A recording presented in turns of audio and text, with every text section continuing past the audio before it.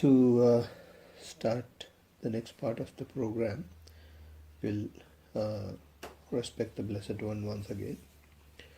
Namo tassa bhagavato arahato samma sambuddhassa. Namo tassa bhagavato arahato samma sambuddhassa. Namo tassa bhagavato arahato samma. We will also take this opportunity to worship our teacher Bhante Dhammajiva. Sadhu, sadhu, sadhu. Okay.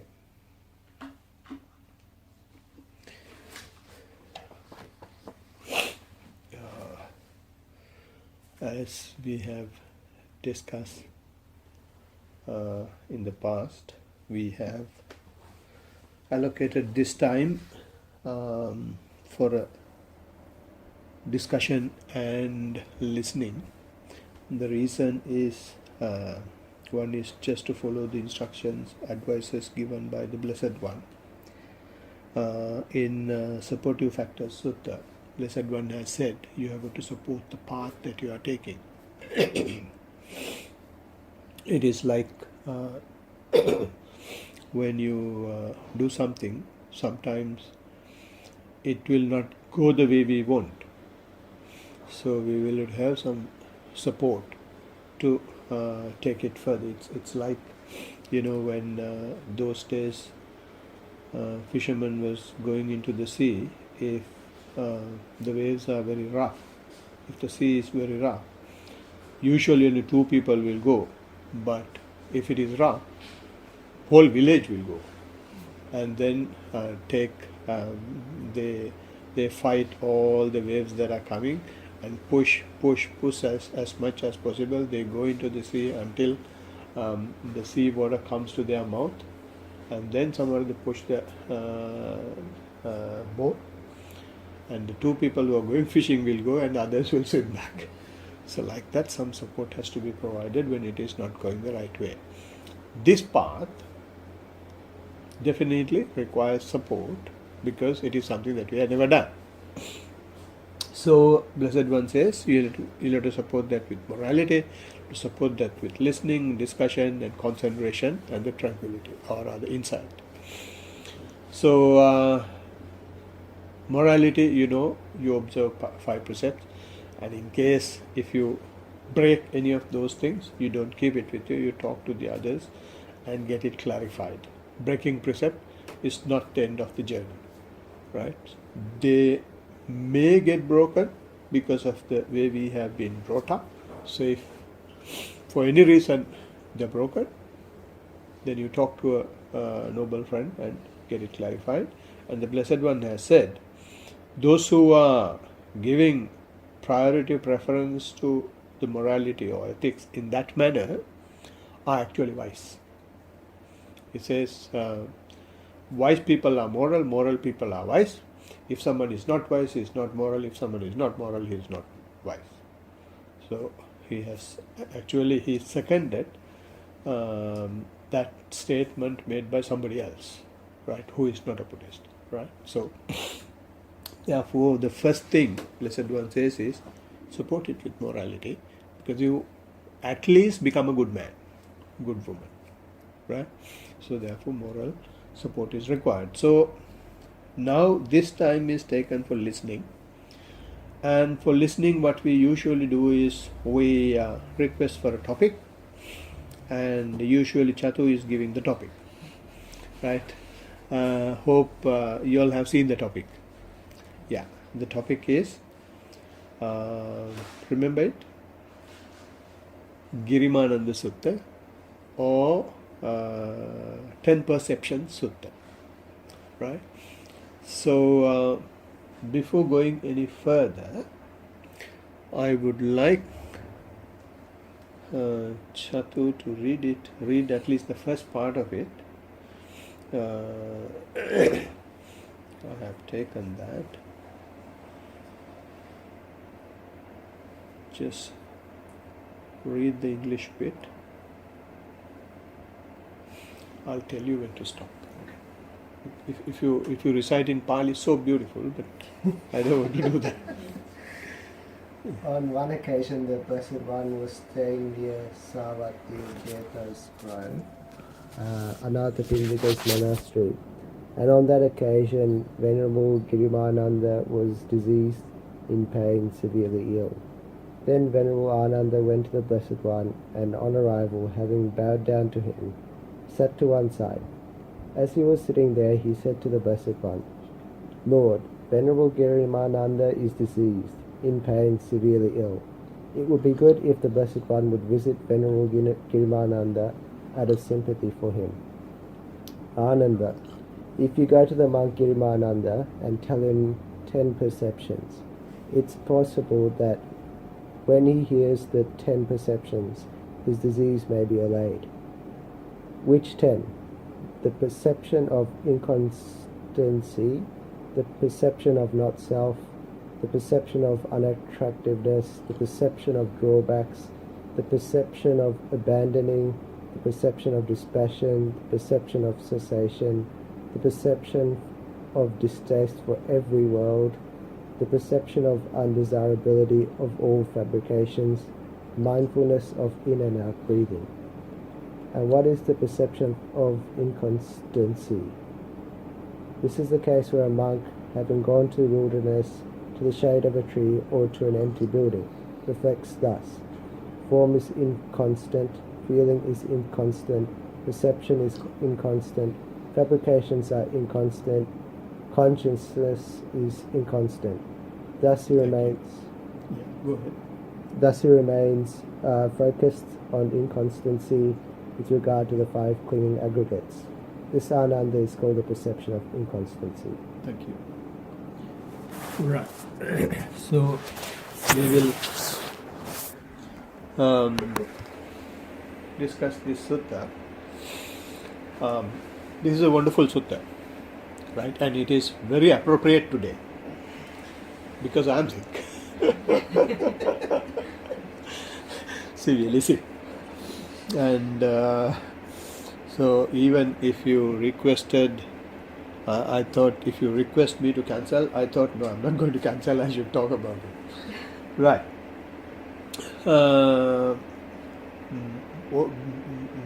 Why I say this is a wonderful sutta is because it is giving a lot of questions rather than answers. Right? It is very advanced sutta. Right? So therefore, certain questions might arise because of the background. Right? The general background of the sutta is that, as you have heard, it has now, when Blessed One is not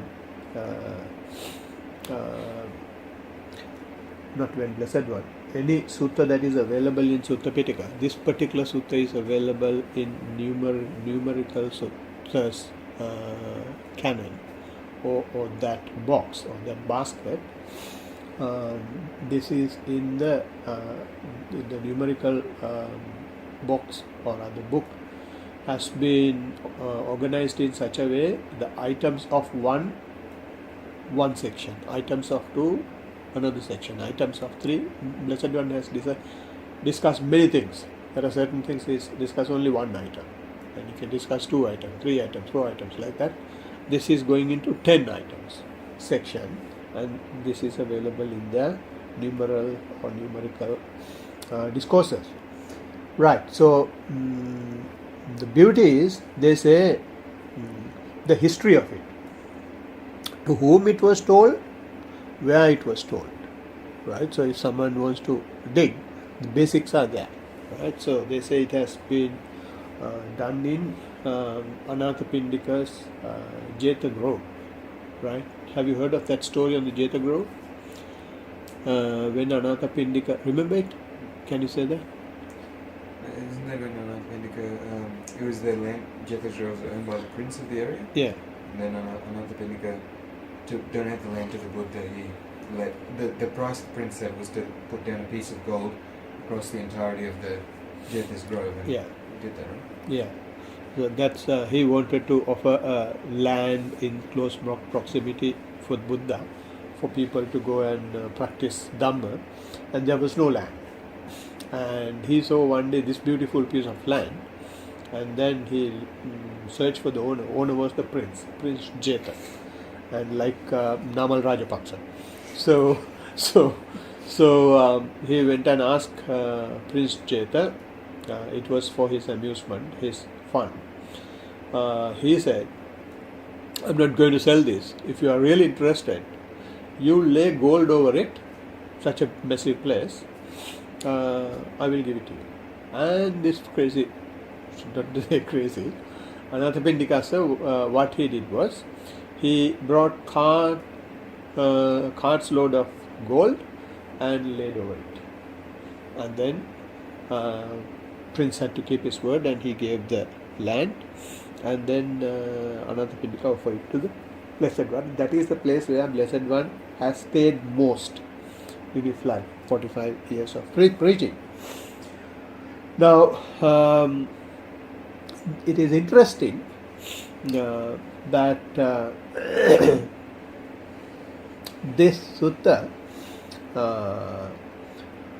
Blessed One is not going directly telling him, right? It is sent through a messenger, right? His attendant, Venerable Ananda, goes to the Blessed One and says, "Dear respected sir, Venerable sir, so and so is so ill, severely ill. You may, out of compassion, go and talk to him." And he said, "No need for me to go and talk. You go and talk and tell him these are the things that has to be told." Right? And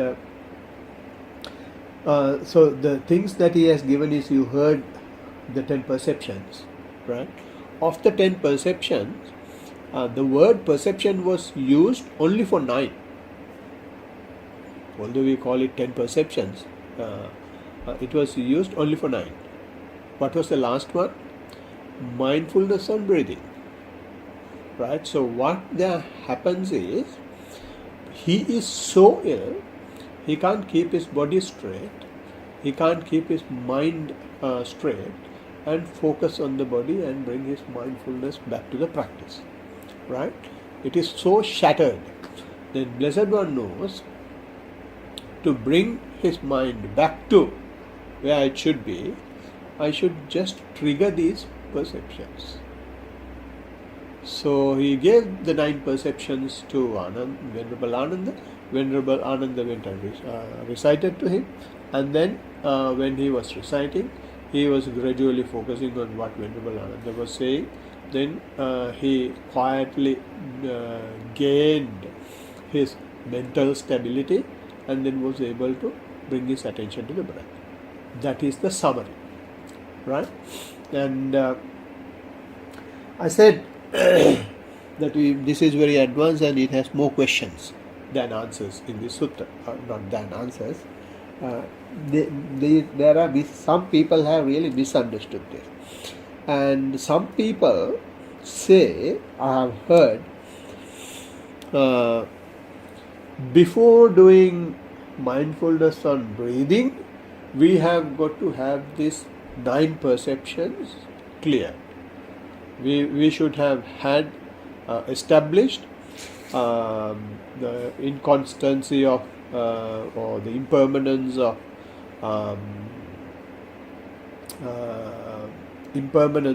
name and form, and foulness of the body, and non-self, and those perceptions have got to be mastered, right?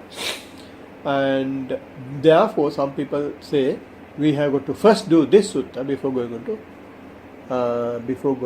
to the mindfulness of breathing or general mindfulness, right?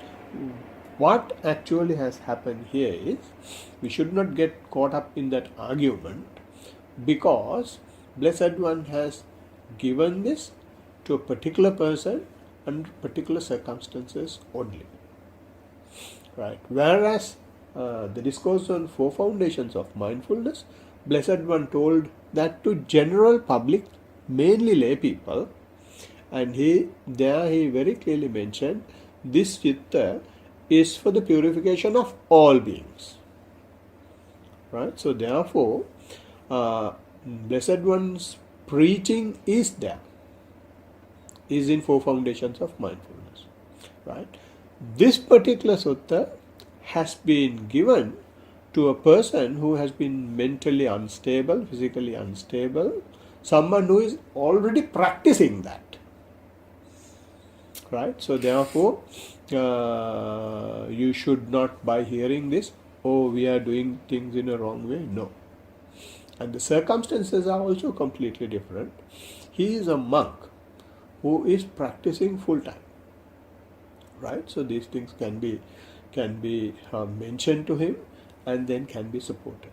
But unfortunately today, there are some, I don't use those words, some monks, there are certain words coming to my mouth.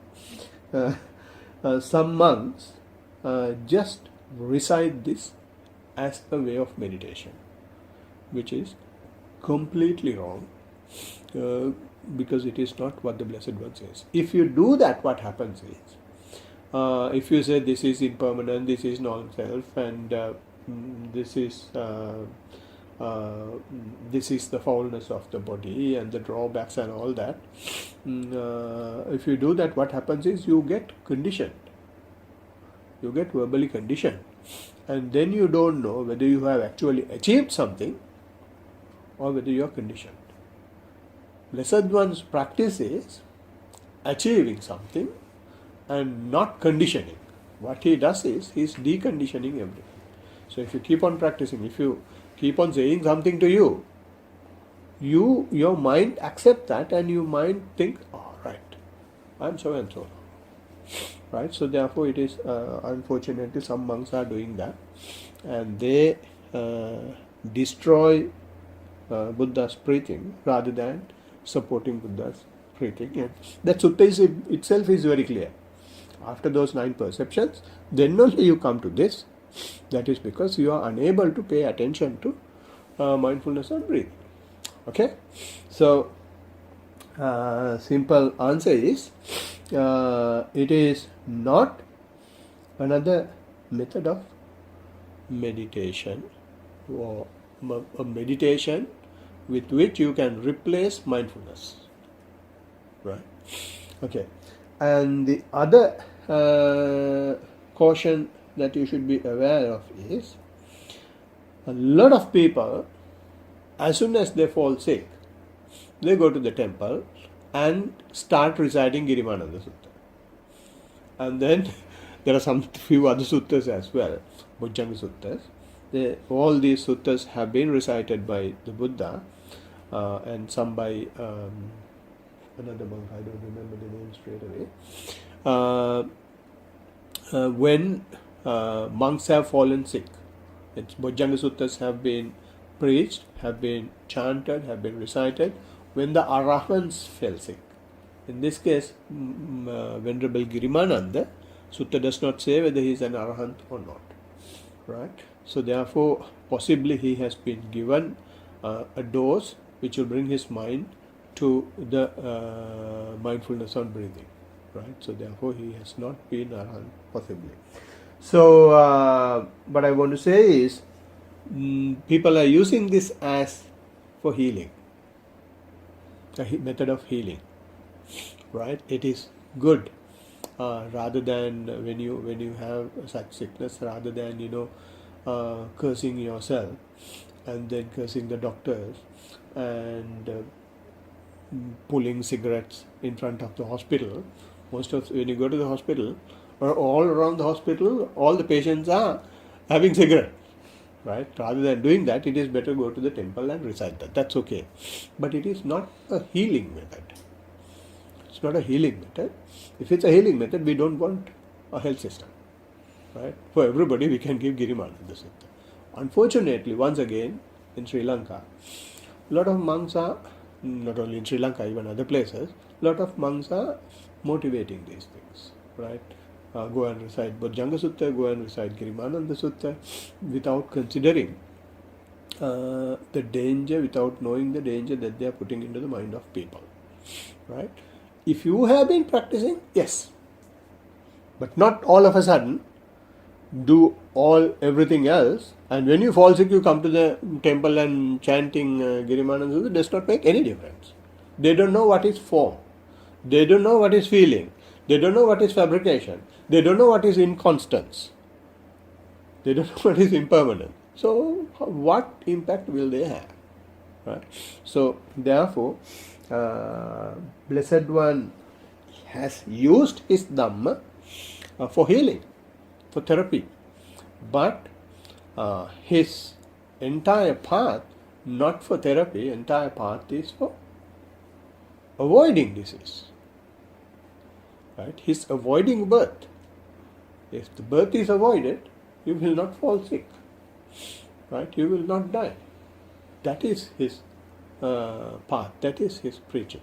Okay, so therefore if someone really used this sutta, of course you should have those conditions.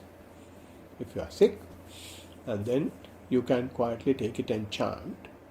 Then if you are sick as well as a practitioner, right? If you practice and if you are unable to bring your attention to the body, then chant this.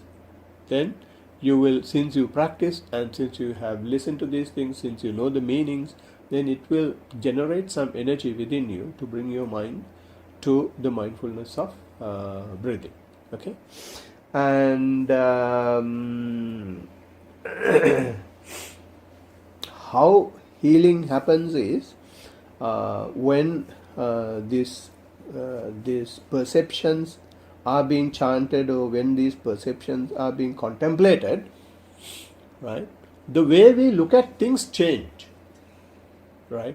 Why we take medicine, or why we curse ourselves, or why we think my disease not curing fast, is because we have wrong perceptions, right? So when you have wrong perceptions, you always generate negativities within you. You always generate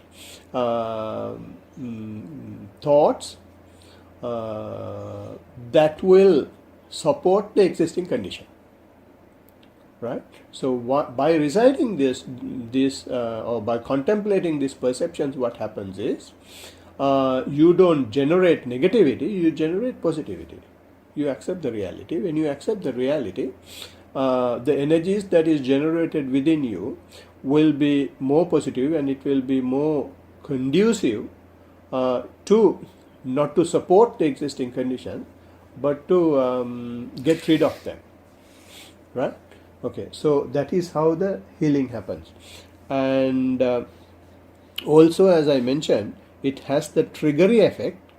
When you contemplate on that while practicing, while being a practitioner, when you contemplate on that, the triggering effect will take place. Triggering effect in the sense, when you close your eyes, as Blessed One says, go to a jungle, go to a foot of a tree or an empty place, and keep your hands, right hand on the left, and contemplate impermanence. When you contemplate impermanence, because of that ailment, right, your mind will go to the ailment, mind will go to the body, and you will understand the impermanence that he is talking about through the existing condition, right? So that way it triggers, the understanding triggers.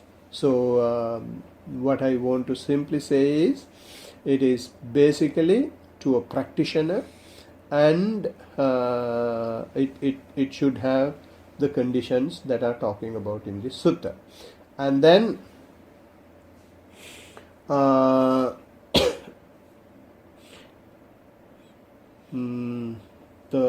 before talking about perception, we should know what perception is. Perception means the manners, the shapes, the genders that we have mentally developed to differentiate something from another. Right? Say, for example, if you take the same thing, different people will call different way. Say for example, if I take my wife, I will call her my wife, and they will call her mother, and you will call auntie, and if her mother had been there, she will call daughter, right? So it's the same person, but we have different perception for us to identify distinctly her from somebody else. And if she goes to office, another work colleague, right? So different perception. So the entire world is full of such perceptions only. Full of perceptions only. When we, from the time we were born, we keep gathering perceptions, and then we say we know more. Right? If you have a lot of perceptions, then if you can talk about those things, then you think you know more. What does the Blessed One says here? He's not talking about any of those perceptions. What is perceptions available in the world are not these 9 perceptions or the 10 perceptions. These 10 perceptions are the spiritual perceptions, right? Other than that, there are billions and billions of perceptions in the world and even within us. Okay? Right. So,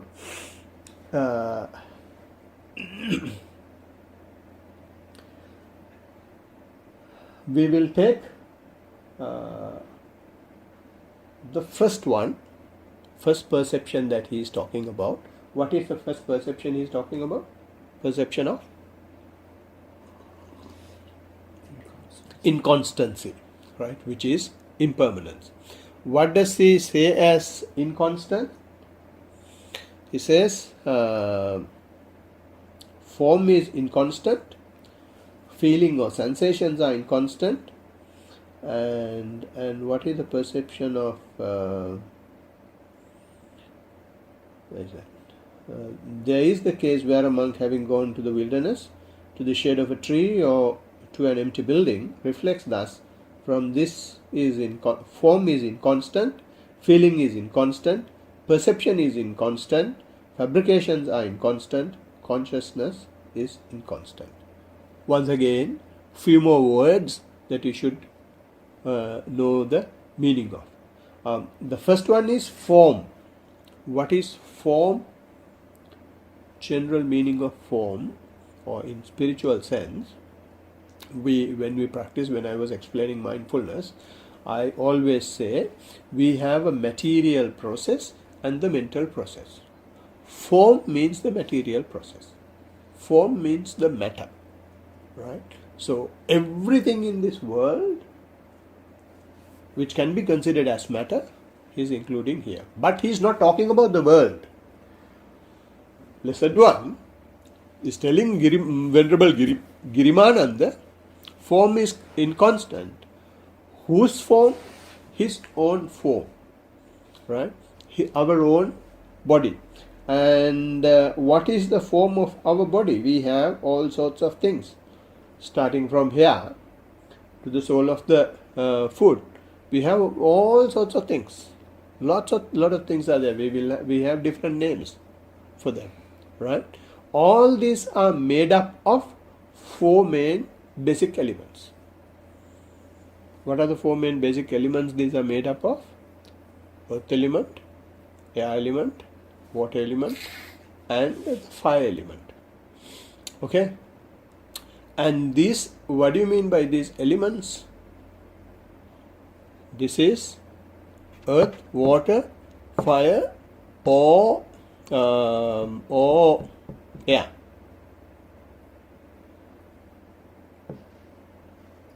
Everything. It's everything, right? When we say earth element, it is not something hard.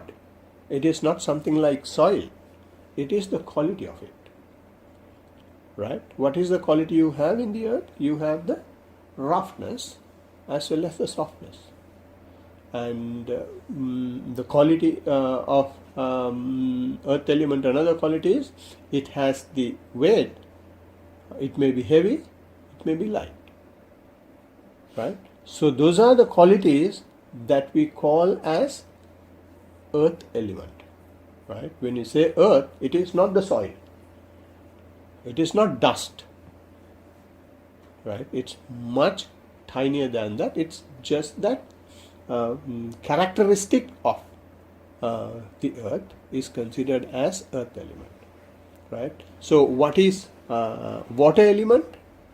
Characteristic of water. What is a characteristic of water? It flows and it can keep put things together as well. Cohesiveness is there, right? If you put some water to some flour, what happens is it can be mixed together. If you put it to some clay, it can be mixed together, right? Similarly, in the fire element, you have two qualities. What are the two qualities of the fire element? It's warm or hot as well as cold. Both the sides in the fire element, right? And air element, it has the capacity to hold, it has the capacity to blow away as well. Those are the things that we call as form.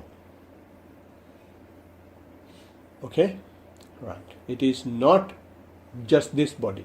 When Buddha is talking about form, he's talking very, very fine, lowest basics of physics, right? It is even beyond atoms and protons, electrons, beyond all that. Just going to the characteristics of things, right? All these are available where? Not outside, in our body, right? He says this form is inconstant, so we will come to that later. And what is the next word he used? Feeling is inconstant, feeling is impermanent, right? What is feeling? Do you know what is feeling is? Heard? Sensation. Yes, sensations is another word for feeling. Any other explanation? Good, bad, neutral. Yes, Blessed One has explained feelings or the sensation starting from 2 to 106 or 108. He has categorized so much, right? But mainly in Four Foundations of Mindfulness Sutta, he's bringing the three categories that Chatu mentioned. Pleasant feeling, unpleasant feeling, neither pleasant nor unpleasant, right? Or pleasant sensation, unpleasant sensation, neither pleasant nor unpleasant sensation, right? In Sinhala, the word that is used is Vedana, which is very misleading, right? As soon as we hear the term Vedana, we think only about unpleasant, right? But Blessed One includes all these three, right? There is no need for me to explain what pleasant sensation is. When you have something agreeable, when you have something that you wish for, then it is a pleasant sensation. If it is disagreeable and if you don't like it, then it is unpleasant sensation, right? And there is something in between as well, which we have never seen. The Goenkaji gives a nice example for it. Goenkaji says, if you lose your watch, he will have 1001 examples to say my watch is so important and cry about it. And the same watch of the neighbor, he loses, and this fellow goes and preaching, oh, those are impermanent, don't worry about them, you can buy another one, like that. So that is because he's not having any feeling about it. No pleasant, unpleasant, so he's very neutral. So he's Dhamma now. Right? But when it happens to you, then all that is gone out of the window. Right? So there is something in between pleasant feeling and unpleasant feeling, which is called neither pleasant nor unpleasant, that we always miss. Right? So I'm just telling that for you to understand what we mean by feeling, what we mean by sensation. Right? Otherwise we will have just general, literal meaning of what sensations are, what form is. And the next one is perception. Perception we just discussed. It is the shapes, manners, and signs and genders that we have developed mentally to distinctly identify things from another one. Right? Fabrications. Fabrication means our mental intentions. Any intention is called fabrication. Right? We do things willfully, we do things purposely. They are called fabrications. What do we do purposely? What do we do intentionally? Resist. All the time react. They are fabrications. Right? And we will go into detail of those things later when we talk about impermanence. And the last one is consciousness. That's a $1 billion question. But I'm not going to talk much time. I'm not going to take much time on it. Consciousness means it is just our ability, just the energy that we have to grasp the objects, outside objects, to our internal faculties. Does it make sense? If you want to hear something, you can't hear from your eyes. You can hear only from the ear. So we have an ability, we have an energy to bring that particular sense object to the sense faculty. And that is called consciousness. Right? What consciousness does is just trigger that. After that, perception and after that, the rest will happen. Why does that triggering happen? Is because we always have the tendency of making fabrications. We always have the tendency of doing things intentionally. Because of our intentions, because of our willful activities, because we are not neutral, consciousness takes place. Right? So those are the meanings of the 5 words that the Blessed One has used. And he also says these are the 5 aggregates. What do you mean by aggregates in this context? This is why I said this sutta is very juicy, high protein sutta. There are a lot of things in it. Yeah, aggregate general meaning is totality. Right? Totality of a person, totality of a living being. And for the kids, when we say physical process, mental process, they understand. Physical process is the form. Mental process, all other 4. What are the other 4? Sensations, fabrications, Rupa Vedana, Sanya, perceptions, and the fabrications and consciousness.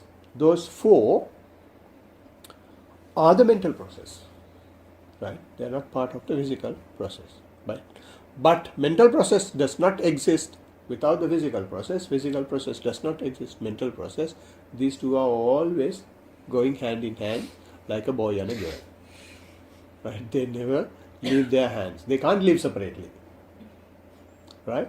So, therefore, the term Blessed One uses aggregates. And what do we do for these aggregates?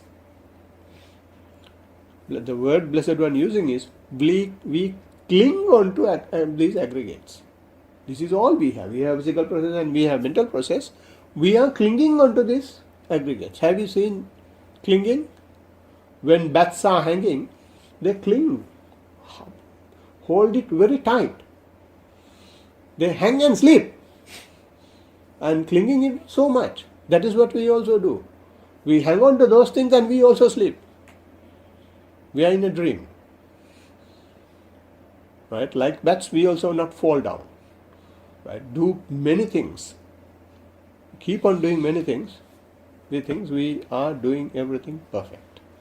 Blessed One says, see, you have fallen sick. Now, trigger to yourself that form is impermanent. You have fallen sick because your water element and the fire element has started working. Influenza is that. Running nose is that. If the water element was there in my body, the way it has been before that, then there is no disease. Those elements have worked in different composition, in different combinations. Right? Then you fall sick.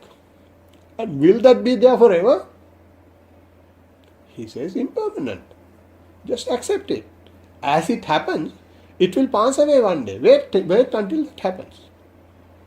But when you're sick, you can't think like that. So someone will have to come and remind us. So Bhante, the Blessed One says, Venerable Ananda, go and remind him. And not only just remind him, ask him to contemplate on it. That then he will quietly come to mindfulness on breathing. Right? And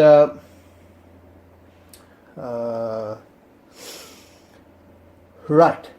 Now, Inconstancy, he says all these five aggregates are inconstant, impermanent. Right? Do you agree? Yes. How do you agree? I am saying, you have read, monks say, and therefore you agree. And also, you intellectually think for yourself, and also you say, yes, when I was born I was this much, now I am so big, I don't know when it happened. It happened because this is not permanent. It is something which happens all the time, keep changing. Impermanence means that, keep changing. Right? Will not be there forever. It keeps changing. When I was a kid, I was only after lollies. And when I grew up a little bit, then I was thinking about lollies are not good for health. Then I was thinking about protein to build my muscles. Right? So, like that, those things will not be permanent. They keep changing. And when you grow old, then you ask for a walking stick because all those muscles, proteins won't work, and you will have to accept that. So, like that, intellectually you can think about those things and you can understand. But the question is, if you intellectually understand it, why are we still suffering? It is the perception. What is the perception we have? Impermanence we have intellectually understood. We have the permanent notion so strongly built in our entire system. We can preach if something happens to our neighbor. But if something happens to ourselves, we don't remember them. Right? That is because we know impermanence, we talk about impermanence, we preach about impermanence, but when it happens to you, permanent notion is the one making decisions. Right? So, impermanence is the nature. Right? Our mind is always against the nature. What the Blessed One does is, he is quietly training us to understand, to see, not intellectually see, not read a book and understand. He let you see the impermanence in yourself. And after seeing the impermanence, gradually change your mind to accept it. Say, for example, when you're walking, our instruction is to gather as much information as possible of the left foot and the right foot. Right? How many times does it happen? You start the right foot, you simply remember lifting it. After that, you have been sending some kites, right? You have been thinking about something else, right? And after about 10 minutes, remember, and then you see you're doing something with the left foot. Once again, another song will pop in your head, and you will be singing the song. Sometimes you may see even your muscles are dancing for the song as well, right? What is that? What does that simply tell us? Everything is impermanent. We ask you to see the right foot and the left foot. Not that you want to live in the right foot and the left foot, but simply to say that these are impermanent. You can't do it. You have seen that. But have you accepted? No. When we come and when we start the discussion, I can't see the right foot. I can't see the left foot. Because we have the permanent notion that we should see it as it is.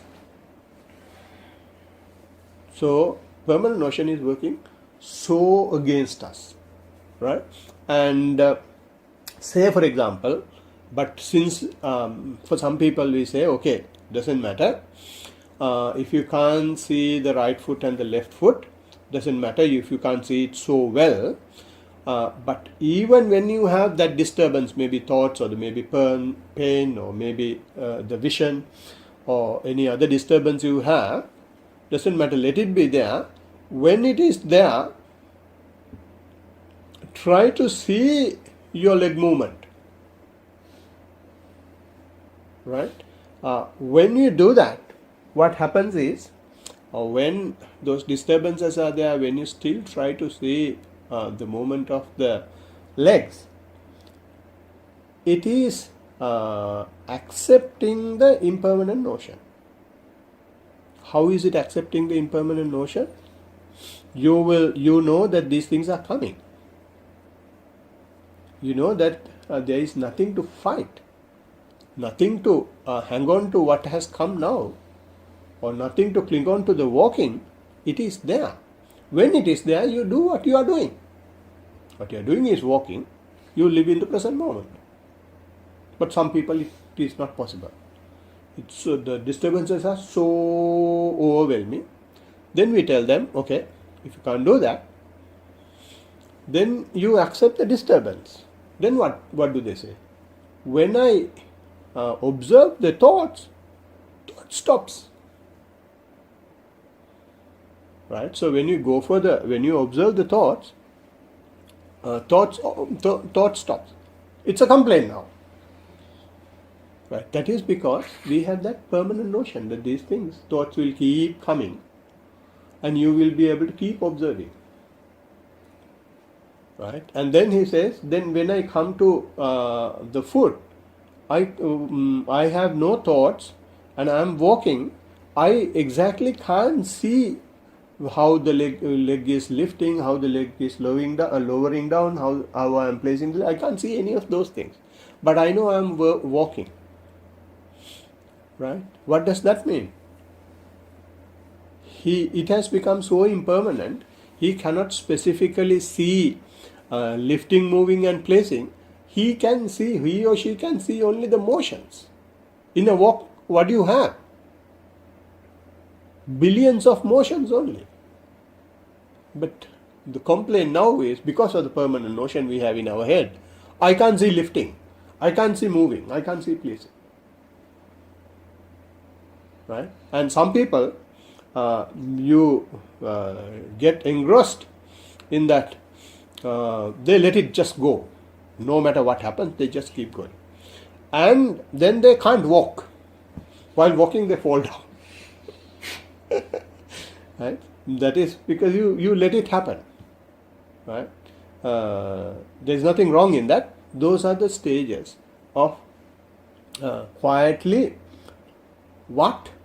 Not listening, not reading, not intellectually thinking, you are seeing impermanence for yourself. Impermanence of what? Impermanence of the form.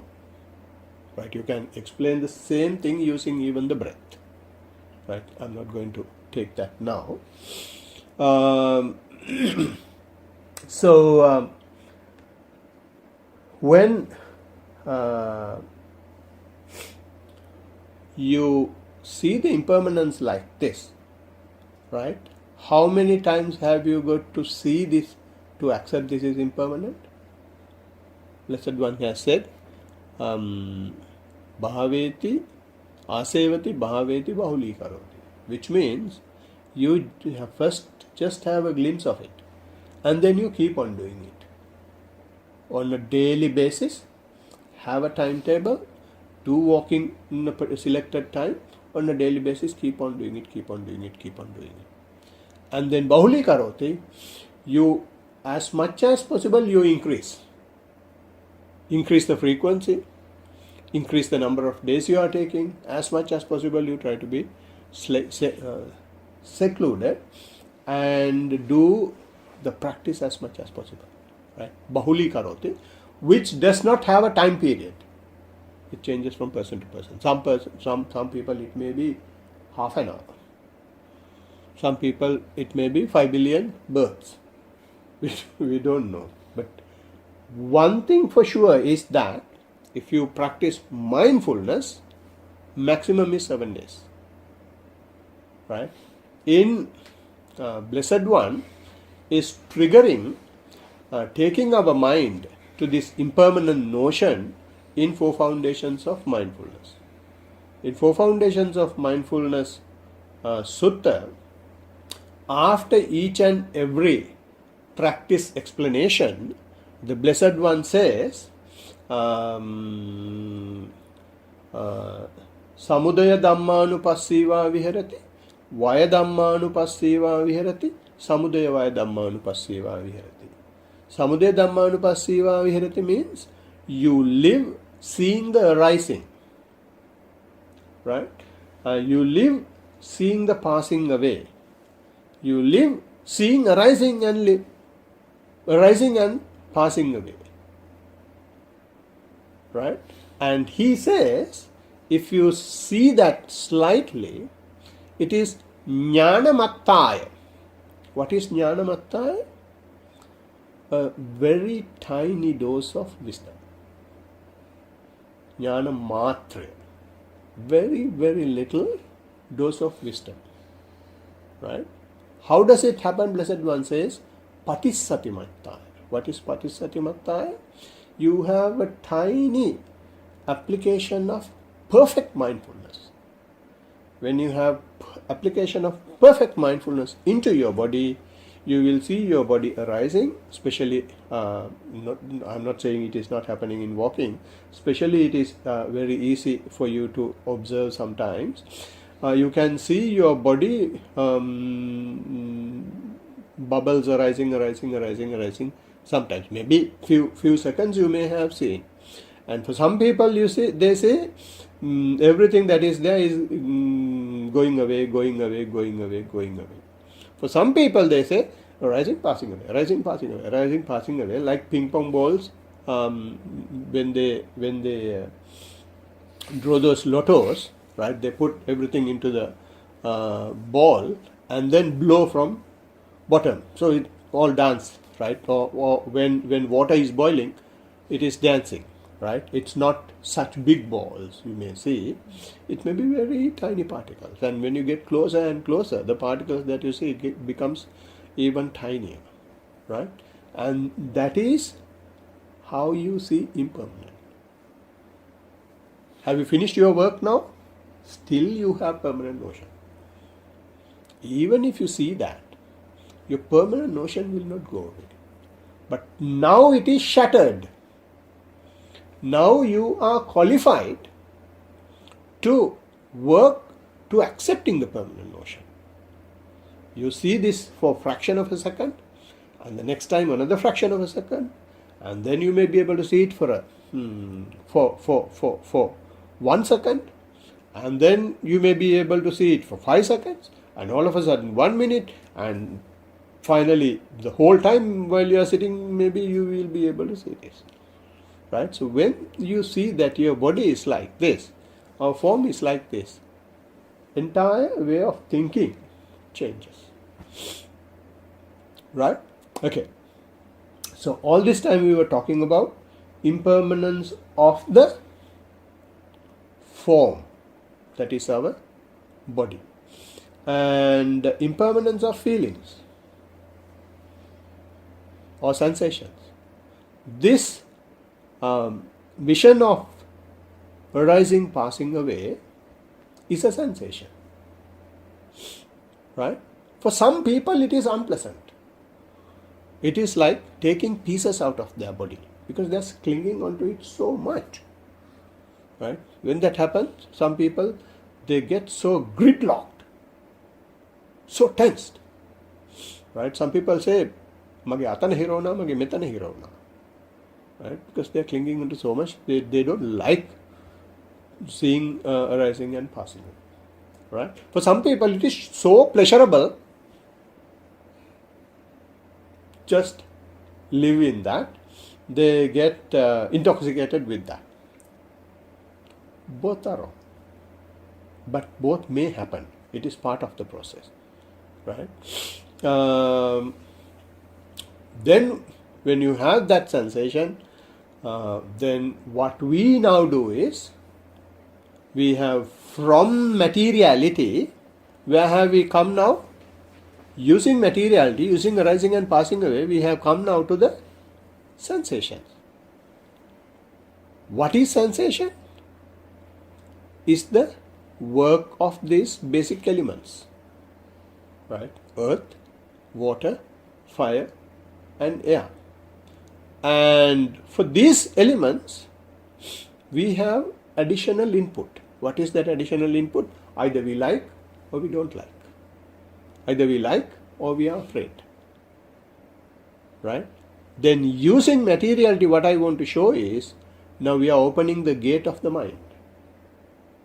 Liking, disliking is nothing to do with the matter. It is what we put from our mind, from our habit, from our obsessions, from our underlying tendencies. Right? What the teachers do is, teachers say is, doesn't matter. If you like that, just become aware that you are enjoying it, that you are entertaining in it. If you become afraid, just be aware. When it happens, you become afraid, or it becomes unpleasant. You contemplate on that. You accept that. Right? And we somehow try to bring the mind to that neutral place. What is the neutral place? No pleasant, no unpleasant. Neither pleasant, no unpleasant situation. Right? When that happens, when you don't have anything either to be pleasant or unpleasant, what happens? Dhammaji Hamduru says, "Mata hari palu ilamayo." We get bored. Why? We don't have anything to fight with, or we don't have anything to hug and love. If we have one of those, then we are 100% alive. If it is neither perception, neither pleasant nor unpleasant, what is the purpose of living? Becomes so boring, so lethargic, so sleepy. But that is where Dhamma is. That is where the neutrality is. That is where Buddha wants us to go. Why? There are no troubles. There are no suffering there. Right? And there is another beautiful part in that. Every pleasant has an unpleasant side. Every unpleasant has a pleasant side. You always miss that. When something pleasant is there, because of its impermanence, it vanishes. What do? Keep on working every day to keep our pleasure principle happy. Keep our pleasure constant. permanent. Right? If any unpleasant thing is there, we take the bomb, we take the sword, we take the rifle, we take the gun, everything, and fight with it and to get rid of it as much as possible. Right? But even that unpleasant thing will go away. It becomes a pleasant thing. We have no patience to wait for that to happen. So therefore Blessed One says, you are sick, I know it is unpleasant, but it will pass away. Right? So contemplate, feelings are impermanent. Feelings are impermanent. Feelings are impermanent. No need to fall sick for that to happen. If you practice and if you understand these things, I'm sure in practice you may have seen or experienced most of these things. So now, since you know, when something like that happens, you can try for yourself. And that's about feeling. And what's the other one? Rupa, Vedana, Sanya, perception. So, when changing perception means you were initially looking at the body, now you have gone to a different area. You are talking about pain, or you are talking about a feeling, sensation, because your perception has changed. Or you are looking at your breath. Initially you saw your breath as a sausage. When in-breath is going, one full sausage is going, when out-breath is going, another sausage is coming out. So permanent, so solid. Right? But when you keep on looking at that, the long breath that you saw for yourself before your eyes, it becomes subtler. It becomes subtler. It becomes so subtle that some air particles are running at the entrance of your nostril. Or if you are observing the tummy, something is happening in your tummy, you don't know what it is. Right? That is when that is happening, what is changing? That perception of the matter is changing. Your distinct identification of so-called in-breath is not there. So people come and say, "Mata දැන් හුස්ම පේන්නේ නැහැ." It's a question now. What actually has happened is, he is seeing the impermanence of the perceptions. We have taken shapes and manners kept in our mind, and we accept. The real breathing is, you see the full in-breath, see the full out-breath for the whole 1 hour, solid meditation. All nonsense. Right? There is nothing like that. That changes. When it changes, if you are ready to accept that it is changing, then your perception is changing. Right? And fabrications. Fabrications means things that we do intentionally. Right? So, when you are doing your sitting practice, it is going very well.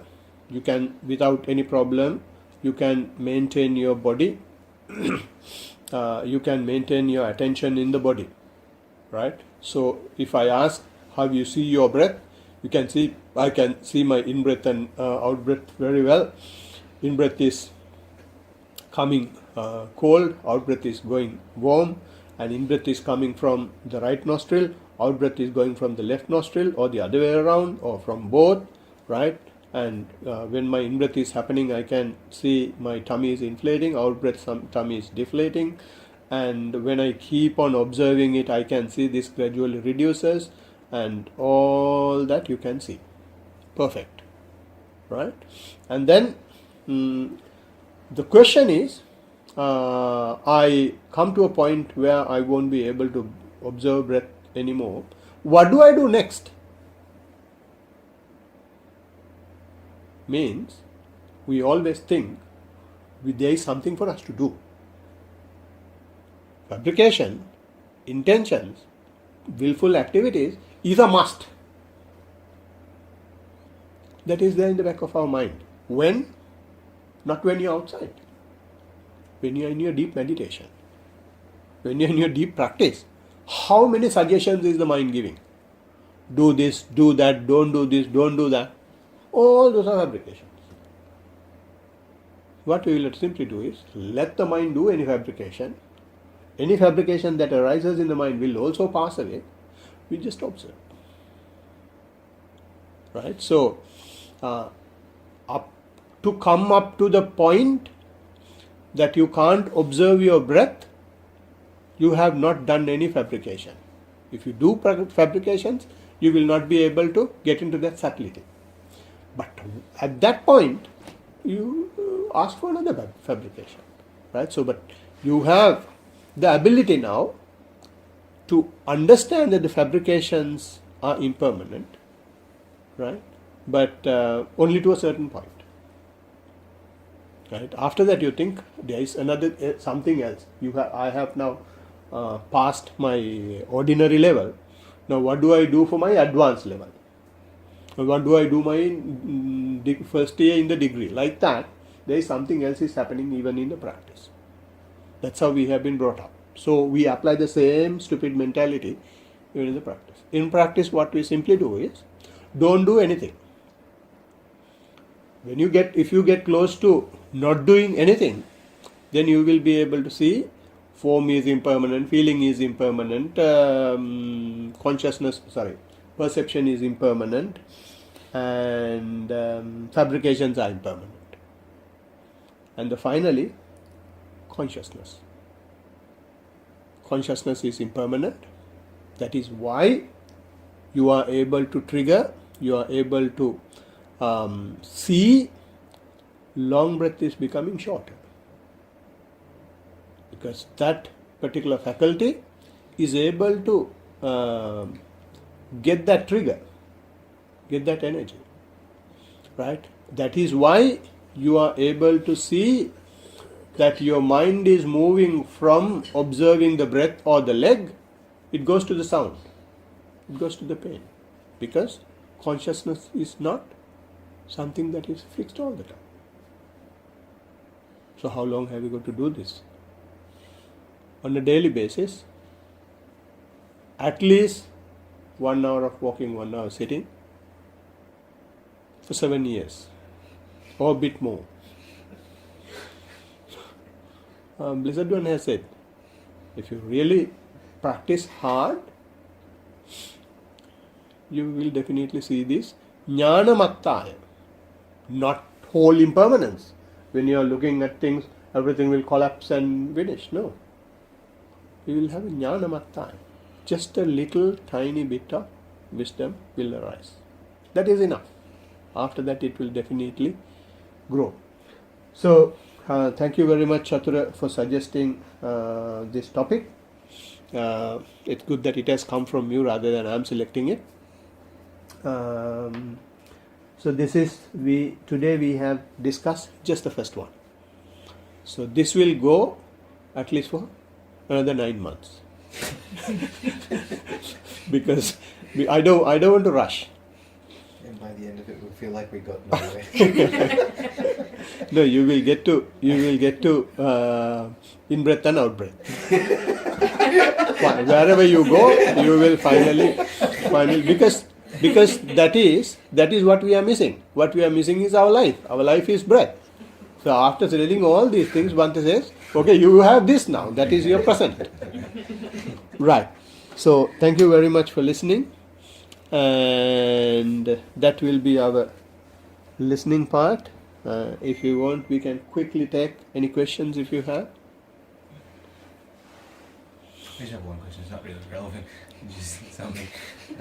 You said with the four elements, they're present in everything.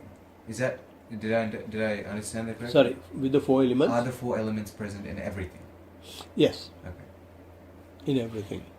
Say good example that clicked in my head was given by Bhante Ananda Tittagalle. What's his name?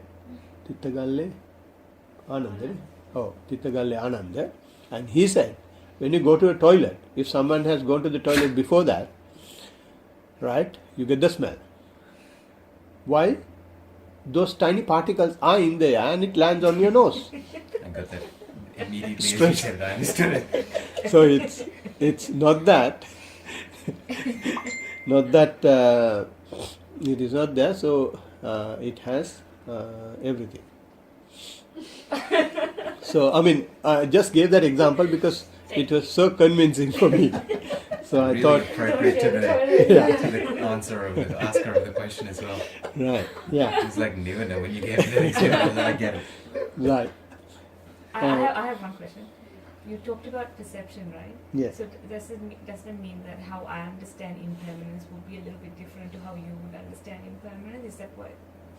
So we wouldn't achieve in the same way. Our thinking would be slightly different. Impermanence initially, yes. What I say as impermanent, in your practice, you may say impermanent differently. So basically changing from one object to the other, from the leg to the vision is also impermanent, Okay. right? And that boils down to our system finally, the 5 aggregates, right? Not just going outside. When you bring your attention to the body, no, it's not going out anywhere, not going anywhere, but in the body also you start seeing this impermanence, right? And in the mind also you start seeing impermanence, right? So when you progress in the path, what you simply understand is these 3 basic things: impermanence, non-self, anicca, dukkha, anatta, and the suffering. Those are the 3 things you will see, right? So it's not just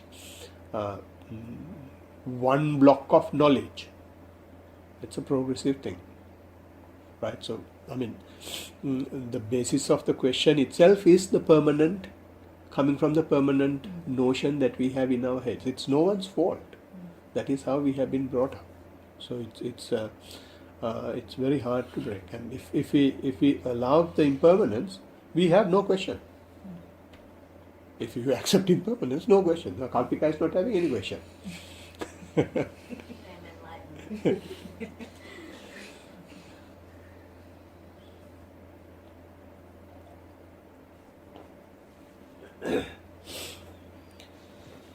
Anything else?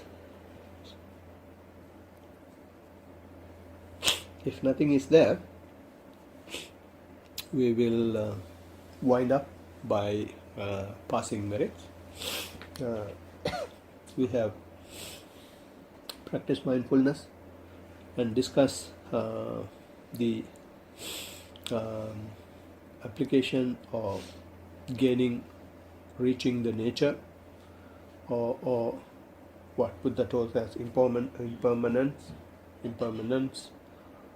from practicing, and involved in a very fruitful discussion. All these generate positive energies within us. These positive energies can be shared with other beings, especially whoever who has brought this Blessed One's word up to us over 2,600 years, and may these merits be shared with them, and also to our teacher, who is tirelessly working all around the world to pass the message to adults and kids, and whoever who is looking after him as well. And to all of you who are here, you are not only doing something for yourself. This is how the Buddha's practice, Buddha's word has prevailed for 2,600 years. So this is a huge duty that you are doing for the Sasana, and you are the messengers for the next generation, and may the merits be with you as well for that. And finally, if there is any other being, either human or inhuman, who really rejoice with these things, may all the merits be with them as well. With that in mind, we will chant the usual stanza.